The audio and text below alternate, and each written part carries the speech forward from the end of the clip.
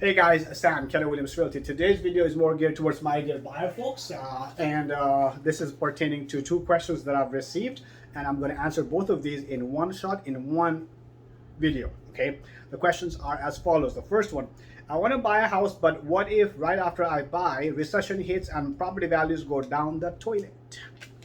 Second question is: how do I not become house poor? So those are the questions, guys. The title of the video is going to be how not to be house poor. Okay, so this is one of the biggest fears that most of the first-time home buyers have. Those who've already gone through the process, have bought homes, they are already familiar with how to manage their finances when it comes to their life's single most important, single biggest purchase, which is their home. So here's how it is, guys. Okay, now when it comes to buying a house, I've made a video on this before, how we need to get pre-approved. How when we get pre-approved, we find out how much house we can afford, what is the minimum down payment we need to put, and hence, of course, what is the loan amount that we pre-approved for, what is our interest rates going to be, and what our payments going to be like. What I do when I get the pre-approved letter from the lender for my buyers is I actually go ask them for one extra step. I actually ask them to go further and give me what is called a fee sheet that shows an estimated, okay, with a hypothetical house into the picture. By plugging hypothetical numbers, they give me what is called a fee sheet, and that would have the estimated closing cost as well as an estimated payment: principal, interest, tax, insurance, mortgage, and association.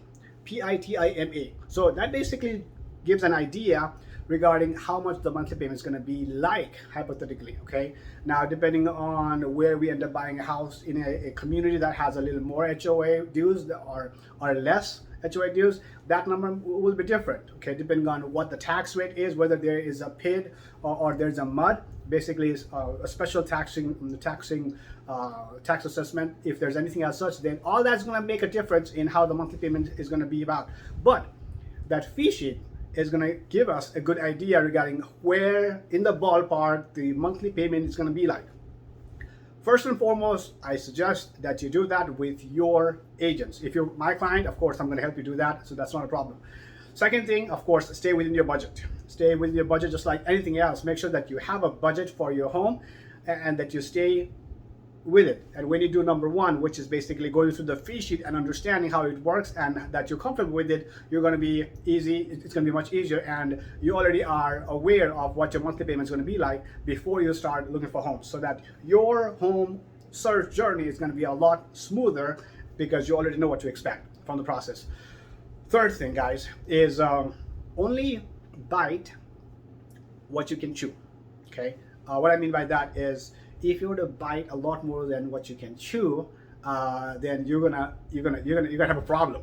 So, so when you get the pre-approval letter, when you have your fee sheet, now that you already know what your monthly payment is gonna be like, so as long as you stay within that comfortable zone that you are approved for, just because you're approved for 500 doesn't mean that you actually have to use all of 500. You can get a home for 400. You can get a home for 350. I've had many clients who've done that, and actually that's what I suggest, which is the whole purpose of meeting and sitting down with me in a buyer consultation meeting. And I actually advise my clients to go and get pre-approved before I sit down with them, because when we do that, the buyer consultation becomes a lot more productive, because their questions about the loans are answered. They already know what they're looking for, and when they go out and look for homes, now they're well prepared. Now they're already well informed, and that, guys, makes for a very smooth home search process, as opposed to just going to open houses, not knowing what to expect, so things like that. So guys, with that said, I want to talk about recession. So for example, now that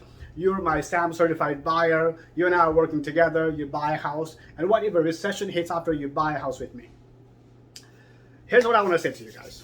We don't know what will happen in the future. We do know what is happening right now. Right now, it is a market when you can definitely buy and you can actually sell as well. Regardless of what you're doing, buy and sell, it's a great market for both buying and selling. Here's why. Right now, the rates are super low.